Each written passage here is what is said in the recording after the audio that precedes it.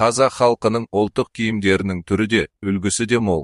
Оның көркем үлгілері әлемнің этнографиялық мұражайлары мен көрмелерінен орын алған. Ертеде халық шеберлері қазақтың болмысына тән, кигенде ыңғайлы әртүрлі киім үлгілерін жасаған.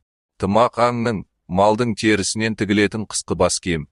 Сәукеле ұзатылған қыз киетін аса қымбат, кәделі бас киім. Оны асыл тас, алтын, күміс, меруерт, маржанмен өрнектеп, алтын жіппен әшекейлейді. Тон қойдың, ешкінің және құлынның терісінен тігілетін қыстық киім. Жақы ертеректе ауқатты адамдар киген, қазір өте сирек кездесетін жағалы әрі асыл киімдердің бірі. Шекпен түйе жүнінен тоқылатын сырт киім. Ішігаң терісінен тігіліп, сырты матамен тысталатын жылы киім. Көпі матамен тысталып, ішіне түйенің, қойдың жабағы жүнін салып тігетін сырт киім. Жағақ шалбар мал терісінен тігілетін еркектер киімі.